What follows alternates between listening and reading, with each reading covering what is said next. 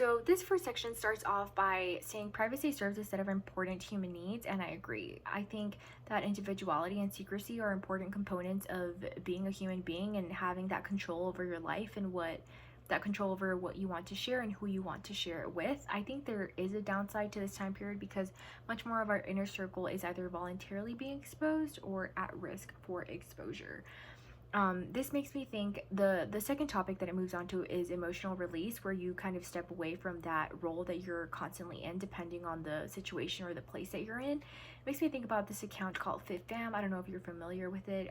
It's on Instagram account where you can send in videos. It's kind of like a local gossip site. You can send in videos or pictures of things that you see in public. This can be couples arguing. This can be accidents.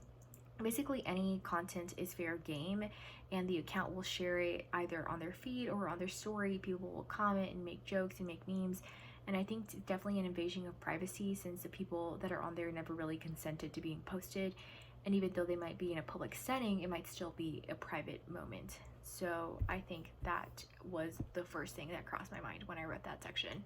And along the same lines of this increased willingness to share content or share thoughts, I think people are more comfortable sharing opinions because it only takes a few seconds. There's no repercussions for the most part, and you can even do it from some type of like anonymous standpoint. I do think on the positive note though that it has allowed for people who are racist or who treat workers poorly to be exposed with recordings, or for recordings like the George Floyd one to be put out in public. And I think maybe without this kind of material, these people otherwise wouldn't have faced any consequences. And moving on to the topic of the congressman and his choice to send sexually explicit images, and this goes against the ontology for three reasons. So people should be willing to have the reason for their actions become universal principle. Obviously we wouldn't want this to be a universal principle. There should be respect for people's intrinsic values, and there is not that here, and the women on the receiving end were also not benefiting from this. And moving on to virtue ethics, he causes other people discomfort. He ruins his reputation by straying away from quote unquote good character, and he does not even meet the bare minimum of ethics.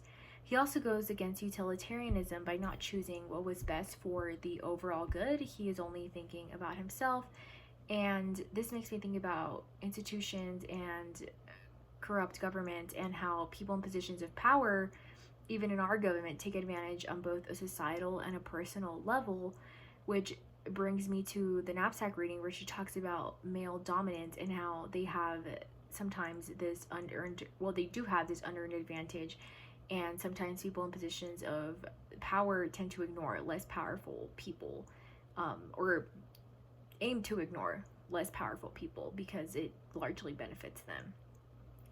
And moving on to the third question, where we talk about technology companies and Facebook and Google and what they can do for consumers to follow through on ethical obligations to protect their own information. I think that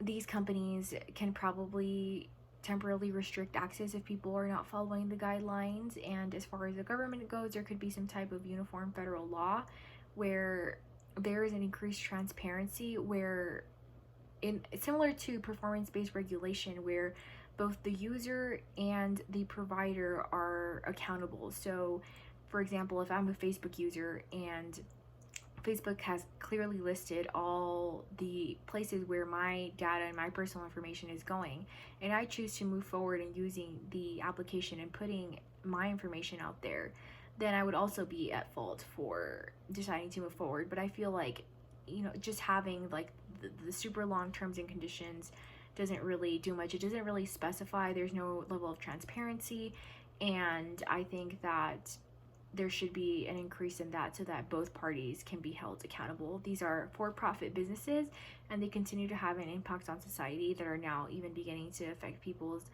mental, emotional, physical health. So I think that they should be held accountable as well.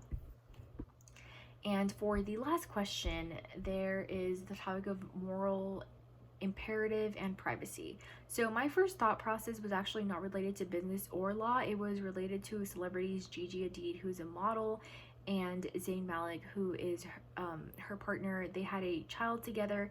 They've had the opportunity to have these $1 million brand deals with their kid, exclusive interviews, etc., things like that. And they've decided to choose their morals and their values as parents, and they've decided to protect their child.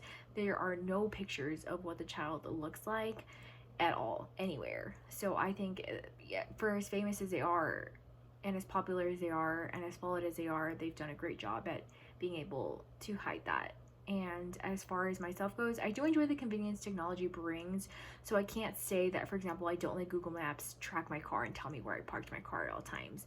So I personally enjoy the convenience over the privacy. And as far as what I choose to post, I only post what my values allow me to. So that is all I have to say about privacy.